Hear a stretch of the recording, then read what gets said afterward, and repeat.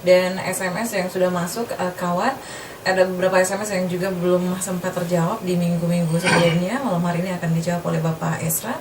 Pertanyaan yang sudah masuk, Shalom, selamat malam Bapak Ezra, dari Frederica. Saya ingin bertanya tentang apakah berkat menurut perjanjian lama dan perjanjian baru itu sama atau berbeda? Terima kasih. Berkat dalam perjanjian lama dan perjanjian baru apakah sama atau beda? Saya kira kalau jenis berkatnya itu kan tentu bervariasi ya. Tetapi sifatnya menurut saya memang berbeda. Kalau kita melihat di dalam perjanjian lama, maka berkatnya itu kebanyakan itu mengacu kepada berkat-berkat secara jasmani ya. Makanya dikatakan kalau kamu setia kepada Tuhan, taat kepada Tuhan, maka Dia akan memberkati engkau. Engkau akan menjadi kepala dan bukan ekor. Dia akan memberkati lumbungmu, memberkati rumahmu, dan macam-macam hal yang lain. Itu mengacu kepada berkat-berkat secara jasmani. Jadi ketaatan kepada seseorang, ketaatan seseorang kepada Tuhan itu nanti bisa terlihat dari berkat Tuhan pada dia, di mana dia bisa diberkati secara berlimpah ya, secara berlimpah. Kalau kita melihat di dalam Alkitab, di dalam kitab Ulangan ya, Ulangan pasal yang ke-28 ya, jika engkau baik-baik mendengar suara Tuhan Allahmu, melakukan dengan setia segala yang diperintahkannya yang kusampaikan padamu pada hari ini, maka Tuhan Allahmu akan mengangkat engkau di atas segala bangsa di bumi. Ayat 2, segala berkat ini akan datang kepadamu menjadi bagianmu jika engkau mendengar suara Tuhan Allahmu. Diberkatilah engkau di kota, diberkatilah engkau di ladang, diberkatilah buah kandunganmu, hasil bumimu, hasil ternakmu, yakni lembu sapimu, kandungan dan kambing dombamu, diberkatilah bakulmu dan tempat adonanmu, diberkatilah engkau pada waktu masuk, diberkatilah engkau pada waktu keluar. Tuhan akan membiarkan musuhmu yang maju berperang melawan engkau terpukul kalah olehmu. Bersatu jalan mereka menyertai engkau, tapi bertujuh jalan mereka akan lari dari depanmu. Tuhan akan memerintahkan berkat atasmu, di dalam lumbungmu, di dalam segala usahamu. Dia memberkati engkau di negeri yang akan diberikan Tuhan Allahmu, dan seterusnya. Kalau kita lihat semua saudara, berkat ini jelas adalah berkat-berkat yang sifatnya jasmani. Mengapa Tuhan memberikan berkat jasmani? Karena memang itu adalah pada saat itu adalah sesuatu yang lebih menyolok untuk menunjukkan bahwa Tuhan memberkati umatnya. Tetapi saudara, ini berbeda dengan sifatnya di dalam perjanjian baru. Di dalam perjanjian baru sebenarnya adalah bahwa Allah memberikan berkat kepada kita. Berkat terbesar itu adalah keselamatan di dalam Kristus. Dan Kristus sudah diberikan kepada dunia ini, sehingga orang-orang yang percaya kepada Kristus itu sudah beroleh hidup yang kekal. Nah karena itu maka berkat-berkat itu lebih banyak mulai mengacu kepada berkat-berkat yang sifatnya rohani. Sifatnya rohani, sehingga berkat jasmani itu bukan lagi menjadi sesuatu yang menonjol. Karena itu maka kalau kita melihat berkat yang berkelimpahan secara materi, secara jasmani, itu menyolok dalam perjanjian lama. Dalam perjanjian baru berkatnya sudah tidak menyolok lagi soal berkat jasmani. Dari melimpah itu sudah di dalam perjanjian baru menjadi secukupnya. Karena itu dalam doa Bapa kami itu, berilah kami makanan hari ini secukupnya. Lalu di dalam 1 Timotius 6 ayat yang ke-8 Paulus berkata, asal ada makan dan pakaian cukuplah. Jadi berkat jasmani itu cukup. Tapi yang ditekankan atau yang diharapkan supaya memperolehnya berlimpah-limpah itu adalah berkat secara rohani ya.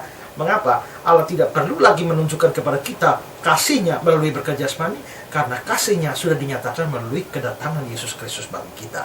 Sehingga itulah pernyataan kasih terbesar. Pernyataan kasih terbesar dalam perjanjian lama itu dalam bentuk berkat jasmani. Tapi dalam perjanjian baru itu adalah melalui Kristus. Sehingga berkat jasmani itu tidak lagi ditekankan dalam PB, dan asal ada makan dan minum cukuplah. Jadi kita mengharapkan berkat jasmani secukupnya untuk hidup kita, tapi mengharapkan berkat rohani yang berlimpah-limpah dalam hidup kita. Ya. Baik Bapak, untuk pertanyaan berikutnya, Shalom, selamat malam Bapak Pendeta. Saya ingin bertanya dari Vina, saya ingin bertanya, mohon penjelasan tentang jodoh. Apakah kita yang pilih atau memang sudah ditentukan dan kita berusaha untuk mendapatkan yang maksudnya?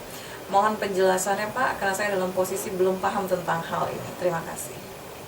Alkitab mengatakan bahwa segala sesuatu yang terjadi di kolong langit ini itu ditetapkan oleh Tuhan. Ya, Tuhan menetapkan semuanya di langit, di bumi, di laut, di atas, di darat, semua ditetapkan oleh Tuhan.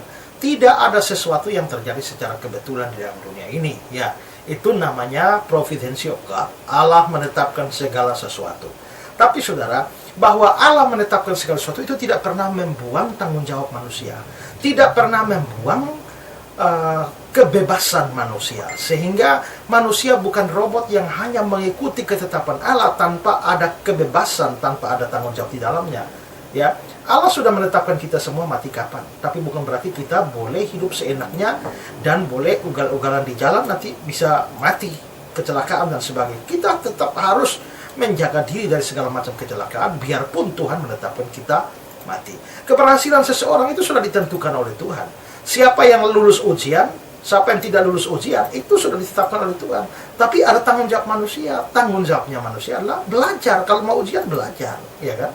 Nah, begitu juga dengan dalam hal-hal kita di dalam bekerja. Berkat itu dari Tuhan. Tapi bahwa berkat dari Tuhan bukan berarti bahwa kita tidak bekerja, bukan.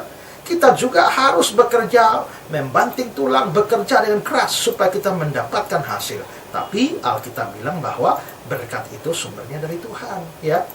Kalau kita lihat Mazmur 127 ayat yang pertama, ya, itu dikatakan bahwa jikalau bukan Tuhan yang membangun rumah, maka sia-sialah usaha orang yang membangunnya. Jikalau bukan Tuhan yang mengawal kota, sia-sialah pengawal berjaga-jaga. Jadi perhatikan di sini bahwa Tuhan yang membangun rumah, tapi juga ada kata-kata orang membangun rumah. Berarti memang pembangunan rumah itu ada dalam kekuasaan Tuhan, tapi orangnya harus membangun. Jikalau bukan Tuhan yang mengawal kota, Tuhan yang mengawal kota, berarti yang mengawal kota Tuhan. Tapi ada kata-kata sia-sialah pengawal berjaga-jaga, berarti pengawal juga mesti berjaga-jaga. Jadi adanya ketetapan Tuhan tidak berarti manusia tidak bertanggung jawab. Nah, segala sesuatu ditetapkan Tuhan. Kalau begitu kembali pada pertanyaan saudara, bagaimana dengan jodoh? Jodoh tentu saja ditetapkan Tuhan. Tapi bahwa jodoh ditetapkan Tuhan tidak berarti bahwa kita hanya tidur-tiduran saja tahu-tahu jodoh datang. Tidak kan? Kita juga harus berusaha mencari. Sama seperti di dalam Matius pasal 6. Burung itu, Tuhan memberi makan burung itu. Burung itu tidak menabur, tidak menuai, tidak mempersiapkan bekalnya dalam lumbung, tapi diberi makan oleh Bapamu di surga. Burung diberi makan oleh Bapamu di surga, tapi burung tidak bisa tetap di sarang, lalu hanya buka mulut saja jam makan. Tidak. Tuhan sudah taruh makanan itu di laut, di ladang, di padang, dan mana-mana, di hutan. Maka tanggung jawab burung itu adalah dia harus terbang keluar sarangnya dan dia mencari yang berkat yang sudah Tuhan taruh di hutan itu, di padang, di laut, dan sebagainya. Begitu juga jodoh itu memang di tangan Tuhan, tapi itu bukan berarti bahwa kita hanya pasif. Karena itu juga maka kita harus aktif. Nah, maka kita juga harus mencari, tentu saja mencari dengan kriteria-kriteria yang diberikan di dalam kitab suci. Misalnya kita, kalau saudara laki, maka carilah pasangan yang jodoh saudara yang perempuan. Ya, kalau saudara perempuan ya cari jodoh yang laki-laki. Ya, jangan jeruk makan jeruk atau jeruk minum jeruk. Ya, jadi itu harus seperti itu. Kedua, dia harus seiman, ya, sama-sama percaya kepada Tuhan, karena tidak bisa terang bersatu dengan gelap. Tidak bisa ada persamaan antara orang percaya dan orang yang tidak percaya. Berikut saudara mesti melihat kecocokan satu sama lain dan lain sebagainya, ada kriteria-kriteria. Jadi kita harus cari. Tapi di sisi yang lain kita harus percaya bahwa jodoh itu ada dalam tangan Tuhan. Tapi bahwa percaya jodoh dalam tangan Tuhan tidak berarti bahwa kita pasif dan tidak berjuang atau tidak mencari sesuai dengan kriteria yang disebutkan oleh firman Tuhan. Jadi ada unsur ilahinya, ada unsur insaninya. Unsur ilahi adalah penentuan Tuhan. Unsur insani itu adalah tanggung jawab dan usaha kerja keras manusia. Ya. Baik, terima kasih. Dan pertanyaan berikutnya sepertinya masih dari Vina, Bapak. Saya mau bertanya lagi, apakah ada hukumnya bila kita menikah dengan seorang yang di luar Kristen? Ya, ada di 2 Korintus 6 ayat 14 yang tadi saya sudah tunjukkan itu, ya. Jadi tidak boleh menikah dengan orang yang non Kristen, ya. Lihat 2 Korintus 6 ayat 14, 15, 16, ya. Baik, untuk pertanyaan berikutnya, Selamat malam Bapak, ini dari Aner. Saya mau bertanya, apakah orang mati pada masa muda itu apakah benar karena kutukan atau bagaimana? Mohon penjelasannya Bapak, terima kasih. Ya, orang mati pada masa muda tuh macam-macam penyebabnya, ya kan? Ya, memang dari sisi Tuhan memang sudah saatnya dia mati, ya. Tapi tidak selamanya orang mati muda itu karena kutukan, ya. Yesus juga mati muda itu ya. Yesus mati muda, yaitu umur 33 sudah mati, ya kan? Umur 33 tahun sudah mati. Secara manusia Yesus itu mati muda. Tapi bahwa orang yang umur panjang tidak selamanya berarti dia diberkati, ya kan? Kalau dia panjang umur tapi menderita, apakah itu diberkati? Ya. Jadi orang kalau panjang umur tapi berada dalam penderitaan yang hebat itu juga mau dibilang diberkati juga kontras dengan orang yang kelihatannya cepat mati tapi karena kutukan. Menurut saya tidak. Orang umur panjang atau umur pendek, orang bisa di hadapan Tuhan, dia bisa terkutuk walaupun dia umur panjang. Atau bahkan tapi orang yang mati muda belum tentu dia dikutuk oleh Tuhan, karena bisa jadi justru dia diberkati oleh Tuhan. Jadi tidak tergantung, berkat atau kutuk itu tidak terlihat dari orang umur panjang atau umur pendek. Bisa saja terjadi, tapi tidak harus selalu demikian, ya. Nah, ada orang-orang yang sangat cinta Tuhan tapi mereka umur pendek, ya. Ada orang yang jahat sekali tapi kok umur panjang, ya. Jadi tidak bisa kita menentukan dari panjangnya umur menentukan diberkati atau dikutuk, ya. Baik, untuk pertanyaan berikutnya Bapak, salam Bapak Pendeta, saya mau bertanya, apakah benar cikal bakal penyembah setan atau antikris itu berawal dari Babel? Terima kasih. Ya, orang yang menyembah setan ini apa artinya menyembah setan yang saudara maksudkan? Kalau menyembah setan itu artinya adalah taat atau ikut maunya setan. Itu sudah dari zaman jangankan Babel, Hawa saja turut maunya setan, ya, turut taat kepada omongannya setan, lalu akhirnya dosa jatuh dalam dunia ini, ya. Tetapi kalau dikatakan antikris, ya, antikris itu ya, kalau dikatakan antikris itu antikristus. Nah, kalau begitu dari zaman Babel, lah bagaimana dari zaman Babel? Zaman Babel itu kan Kristus sendiri secara manusia itu belum datang, ya, belum datang. Kalau Kristusnya belum datang, bagaimana antikrisnya itu sudah ada, ya. Jadi menurut saya antikris itu data baru muncul setelah Kristusnya ada. Respon yang negatif, penolakan terhadap Kristus, ya itu baru disebut sebagai antikristus. Jadi menurut saya kalau sampai ditelusuri sampai Babel, menurut saya kejauhan lah, ya. Kalau saudara memang mau bicara soal antikris, maka antikris itu baru ada setelah Kristusnya ada, ya. Kita masih punya waktu sekitar 15 menit lagi di program ini.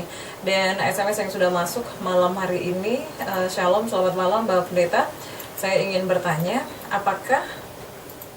saya ingin bertanya tentang nama yang tertulis dalam Alkitab, dalam kitab kehidupan. Apakah orang yang tidak percaya Tuhan Yesus namanya tidak tertulis dalam kitab kehidupan atau bagaimana? Terima kasih, dari Doni Diliba. Ya, kalau kita memang melihat kitab kehidupan, ya, kitab kehidupan itu adalah suatu kitab. Itu sebenarnya tidak bisa diartikan secara harfiah, ya. Tidak diartikan secara harfiah. Mengapa? Karena tentu saja Tuhan tidak perlu buku sebenarnya, ya. Tuhan tidak perlu buku untuk mencatat atau mengetahui si A, si B, orang-orang yang diselamatkan. Karena itu maka memang itu hanya sesuatu yang bersifat simbolik saja, ya, sesuatu yang bersifat simbolik saja untuk menyatakan tentang nama orang-orang yang ada di dalam atau ketetapan Allah untuk diselamatkan. Kalau kita melihat misalnya di dalam Filipi pasal 4 ayat yang ketiga, ya, dikatakan di sana, karena mereka telah berjuang dengan aku dalam pekabaran Injil bersama-sama dengan Klemes dan kawan-kawanku sekerja yang lain yang nama-namanya tercantum di dalam kitab kehidupan. Nah, soal kitab kehidupan ini, kitab kehidupan itu dikatakan mencatat nama orang-orang yang akan masuk surga. Jadi orang yang namanya tercantum dalam kehidupan itu dia akan masuk surga. Wahyu 21 ayat 27 berkata, tetapi tidak akan masuk ke dalamnya sesuatu yang najis atau orang yang melakukan kekejian atau dusta, tetapi hanya mereka yang namanya tertulis dalam kitab kehidupan anak domba itu. Yang tercatat saja yang masuk surga.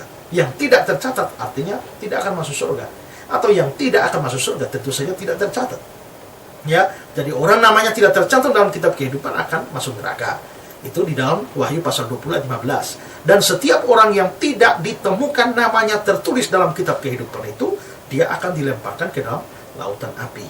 Nah, dicatat atau tidaknya nama seseorang dalam kitab kehidupan itu bahkan sudah dilakukan oleh Allah sejak dunia dijadikan. Dalam Wahyu pasal 13 ayat 8. Dan semua orang yang diam di atas bumi akan menyembahnya, yaitu setiap orang yang namanya tidak tertulis sejak dunia dijadikan di dalam kitab kehidupan anak domba. Lalu Wahyu pasal 17 ayat 8. Dan mereka yang diam di bumi, yaitu mereka yang tidak tertulis di dalam kitab kehidupan sejak dunia dijadikan.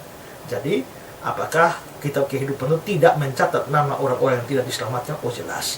Yang tidak diselamatkan, yang tidak percaya, orang-orang bukan pilihan Tuhan, namanya tidak ada dalam kitab kehidupan itu. Hanya orang-orang pilihan Tuhan yang percaya kepada Yesus yang namanya tercatat di dalam kitab kehidupan, bahkan sudah dicatat sebelum dia ada di dunia ini, sudah dicatat sebelum atau pada saat dunia ini dijadikan. Ya, nah karena itu saudara-saudara, ini jelas menunjukkan bahwa keselamatan itu ditentukan oleh Allah dan bukan oleh manusia. Ya. Baik, untuk pertanyaan berikutnya Bapak. Shalom Bapak Pendeta, saya ingin bertanya, apakah benar seorang pendeta yang menceraikan istrinya tidak pergi ke gereja lagi dan tidak mengikuti pesta perjamuan asah kudus? Gitu. Ya, sekarang kalau pendeta ceraikan istrinya, lihat dulu alasannya apa, ya kan? Kalau istrinya berzina, lalu pendeta itu menceraikan, ya pendetanya tidak salah. Ya, maka dia tentu saja boleh-boleh saja. Dia bahkan dia menceraikan istrinya yang berzina, dia boleh mengikuti perjamuan, melakukan tugas-tugas kependetaannya, tidak ada soal di situ. Karena dalam hal ini memang kita lihat bahwa menceraikan pasangan yang berzina itu dibenarkan oleh kitab suci, baik di dalam Matius pasal 19 ayat 9, juga di dalam Matius 5 yang ada kata-kata kecuali karena zina. Ya, kecuali dia menceraikan istrinya bukan karena zina, maka perzinaan itu tidak sah. Maka memang orang itu harus diberikan disiplin gereja, atau bahkan kalau dia bersikap tegar tengkuk dalam hal itu, maka memang dia harus ditahan untuk tidak dulu mengambil perjamuan kudus. Tapi kalau perceraiannya sah karena pasangan berzina, bagi saya tidak ada soal dan tidak harus, bukan tidak boleh diberikan larangan untuk dia mengambil perjamuan kudus dan lain sebagainya. Ya. Baik, pertanyaan berikutnya tentang talenta Bapak. Kalau karunia atau talenta terlalu sedikit diberi sehingga tidak bisa berbunga atau tidak berhasil dalam beritakan Injil, tapi bukan disembunyikan atau tidak diberitakan, apakah orang itu dikecam Tuhan dan dosa di hadapan Tuhan, Pak? Tugas saudara itu adalah melakukan pelayanan sesuai karunia. Hasilnya tuh tidak usah dipedulikan. Kenapa? Karena hasil itu bukan urusan saudara. Hasil itu urusannya Tuhan. Ya, hasilnya urusan Tuhan. Tuhan melihat kesetiaan. Ya, Tuhan melihat kesetiaan dan bukan hasil. Karena apa? Karena kalau kita membaca di Alkitab dikatakan bahwa Paulus mengatakan, aku menanam, Paulus menyiram, tapi Tuhan yang beri pertumbuhan, ya kan? Jadi tugasnya Paulus itu ya tanam, tugasnya yang lain Apolos itu yaitu menyiram, ya. Jadi Paulus menanam, Apolos menyiram. Pertumbuhan dari mana? Pertumbuhan dari Tuhan. Jadi yang penting bagi Paulus adalah setialah menanam, bagi Apolos setialah menyiram. Nah, soal pertumbuhan bukan urusan mereka, itu urusan Tuhan. Nah, karena itu kalau saudara punya karunia kecil sekali, ya jangan berkecil hati. Karena kalau orang dapat karunia banyak dan besar, maka Tuhan juga menuntut tanggung jawab terhadap dia besar. Kalau saudara punya karunia kecil atau sedikit, Tuhan juga menuntut pada saudara sedikit. Tapi jangan sampai itu dikubur. Tetap harus lakukan. Soal hasil, jangan terpengaruh dengan hal itu. Saudara, ada satu hari ada seorang pendeta. Dia waktu mempersiapkan firman Tuhan, dia tertidur lalu dia mimpi. Mimpinya adalah Tuhan suruh dia dorong satu tembok, ya. Tembok itu kelihatannya seperti tembok gerbang begitu ya. Suruh dia dorong, lalu dia dorong, ini kelihatannya hari Senin. Dia dorong tidak bergerak. Ya, akhirnya dia coba lagi hari Selasa. Hari Selasa dia dorong tidak bergerak. Lalu hari Rabu lagi dia dorong tidak bergerak. Lalu dia bilang sama Tuhan, Tuhan, ya ini bagaimana sudah 3 hari dorong kok tidak bergerak. Tuhan bilang, dorong lagi. Hari Kamis dia dorong, tidak bergerak. Muncul suara setan. Setan bilang, sudahlah, berhentilah, tidak usah dorong lah. Kamu bagaimanapun juga tidak akan sanggup menggeser tembok itu. Nah, dia mau lemah, tapi Tuhan bilang, dorong lagi. Hari Jumat dia dorong lagi. Hari Sabtu dia dorong lagi. Hari Sabtu dia dorong, tidak bergerak. Lalu dia akhirnya menjadi kecewa dan Tuhan suruh dorong, dia bilang, tidak. Ya, tidak. Saya tidak mau dorong lagi Tuhan. Toh saya dorong sekuat-kuatnya saya mendorong. Tetap tembok itu tidak bergerak. Lalu Tuhan jawab, dia Tuhan bilang, memangnya siapa yang suruh kamu menggeser atau menggoyang tembok itu? Tidak kan? Yang aku suruh cuma mendorong. Itu saja. Ya. Dan kamu melakukan mendorong dengan setia. Jadi doronglah. Soal bergerak atau tidak bergerak bukan urusanmu. Begitu juga tugas penginjilan kita. Tugas kita ini memberitakan Injil. Sekecil kemampuan kita, lakukan pemberitaan Injil. Soal orang mau percaya, bertobat itu bukan urusan kita, itu urusan Tuhan. Ya, tidak seorang pun dapat datang kepadaku kalau tidak ditarik oleh Bapakku. Berarti orang yang percaya kepada Kristus itu karena ditarik oleh Bapa. Pekerjaan Bapa, bukan pekerjaan kita. Kepada bangsa-bangsa yang lain, Allah mengaruniakan pertobatan. Kalau begitu, pertobatan itu dikerjakan oleh Tuhan, bukan kita. Tapi tugas kita adalah beritakan Injil. Jadi sepanjang saudara punya karunia, saudara harus pergunakan untuk melayani. Hasilnya bukan urusan saudara, ya, bukan urusan saudara. Nuh itu berkhotbah 120 tahun. 120 tahun dia berkhotbah terhadap angkatannya, tapi tidak ada satu orang pun yang percaya, kecuali keluarganya. Karena itu hanya 8 orang yang selamat, Nuh beserta keluarganya. Tapi orang di luar keluarganya 120 tahun mendengar khotbahnya Nuh, tapi tidak ada satu orang pun bertobat. Tapi Nuh tetap adalah orang benar di hadapan Tuhan. Karena itu maka tetap setia, tidak usah peduli hasilnya, yang penting adalah tetap setia melakukan tugas, tanggung jawab pelayan saudara sesuai karunia yang Tuhan berikan. Ya. Baik, untuk pertanyaan berikutnya Bapak Pendeta, mungkin mirip-mirip dengan pertanyaan sebelumnya Bapak. Saya belum paham dari Matius 25 ayat 29. Di situ dikatakan setiap orang yang mempunyai akan diberi, dan yang tidak mempunyai itu akan diambil darinya. Ini maksudnya seperti apa? Ya, kalau saudara kepada setiap orang yang mempunyai. Kalau kita lihat Matius pasal 25 ayat 29. 25.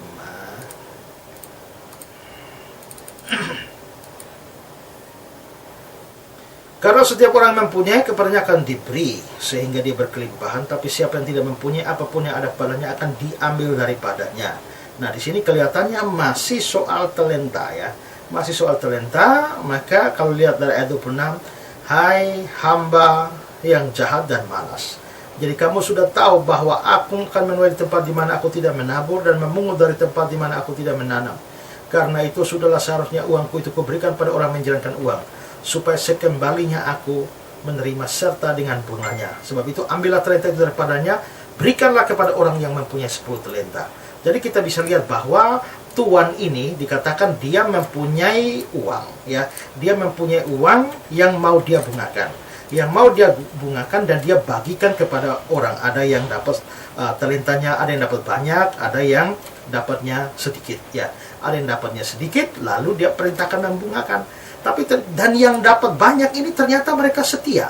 Setia di dalam membungakannya, dan karena itu setelah tuannya pulang itu dipuji karena dia telah membungakan. Juga sama. Tetapi yang satu lagi itu juga sama. Tetapi yang satu itu karena dia melihat kecil, ya, dia melihat kecil talenta yang dia punyai, dia justru pergi menguburnya, tidak mau. Maka dia disebut sebagai hamba yang jahat, ya, hamba yang jahat. Nah, lalu akhirnya ayat yang ke-29,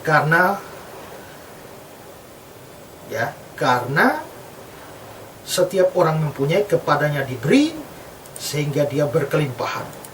Ini di dalam ayat 26 kita melihat dulu, ya, bahwa orang ini disebut sebagai hamba yang jahat. Berarti orang yang tidak melayani itu disebut hamba yang jahat. Lalu ayat yang ke-30 dibilang tidak berguna, hamba yang tidak berguna. Nah, ayat yang ke-29,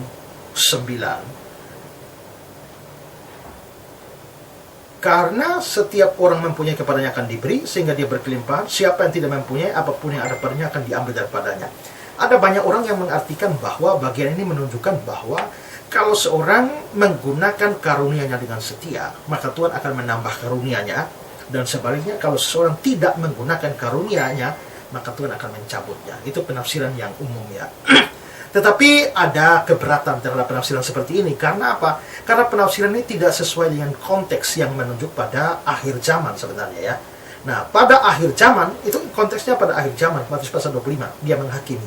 Kalau dikatakan diberi karunia lah, karunia kan untuk melayani di dunia ini. Sedangkan konteksnya pada akhir zaman. Nah, dan juga menurut 1 Korintus pasal 13 ayat 8 dan 9, pada akhir zaman semua karunia akan lenyap. Jadi tidak bisa diartikan bahwa orang yang melakukan karunia, melayani sesuai karunianya akan diberikan karunia lagi. Tidak. Juga kalau kita lihat dalam tubuh manusia, ya, ini dalam tubuh manusia itu jari yang setia melakukan tugasnya pun tidak akan diberikan kemampuan-kemampuan baru, seperti misalnya kalau jari melakukan tugasnya. Ingat ya bahwa orang Kristen itu melayani disebut tubuh Kristus. Kita masing-masing itu berfungsi dengan tubuhnya. Nah, satu anggota tubuh itu berfungsi secara baik melakukan tugasnya, dia tidak diberikan kemampuan yang lain. Jari itu kalau dia melakukan tugasnya, dia kan tidak bisa diberi kemampuan untuk melihat, yang adalah bagian dari mata, mendengar, atau sebagai bagian dari telinga. Jadi, sebenarnya di sini, bagian ini tidak mempunyai analogi dalam dunia rohani. Ya. Bagian ini hanya bisa ditafsirkan bahwa orang yang bekerja menggunakan talenta yang baik, dia akan diberkati. Sedangkan yang tidak bekerja atau tidak menggunakan talenta yang baik, dia akan mengalami kerugian atau dihukum. Nah, John Calvin mengatakan bahwa kita harus mengingat apa yang sudah disebutkan, ya, bahwa mereka yang berkeras untuk menjelaskan dengan persis setiap kata atau ungkapan secara mendetail adalah salah. Jadi maksudnya Calvin adalah bahwa bagian itu tidak usah diartikan siapa yang dapat lebih akan diberikan, kalau tidak ada padanya akan diambil. Tidak boleh diartikan sedemikian. Hanya artinya adalah bahwa orang yang setia melakukan sesuai dengan karunia-Nya, dia diberkati. Tapi yang tidak melakukan, dia tidak akan diberkati atau bahkan dihukum. Itu arti dari bagian itu. Ya. Baik, terima kasih kawan. Malam hari ini kawan sudah bergabung di program Revival Voice, dan pertanyaan yang belum sempat dijawab oleh Bapak Ezra malam hari ini akan dijawab di minggu berikutnya. Dan sekali lagi terima kasih untuk kebersamaannya, dan sebelum kita pamit, Bapak Ezra akan berdoa untuk kita. Ya, kita berdoa. Tuhan, terima kasih karena Tuhan sudah memimpin program Revival Voice dari jam 8 hingga sekarang, baik khotbah maupun juga tanya jawab. Biarlah apa yang sudah kami bagikan boleh berguna bagi banyak orang untuk memahami dan mengerti kebenaran lebih jauh. Kami berdoa Tuhan memberkati semua pendengar, memberkati juga semua yang bertugas di studio, memberkati juga radio ini, supaya dipakai terus untuk kemuliaan dan hormat bagi nama Tuhan. Ini doa dan permohonan kami dalam nama Yesus kami berdoa. Amin.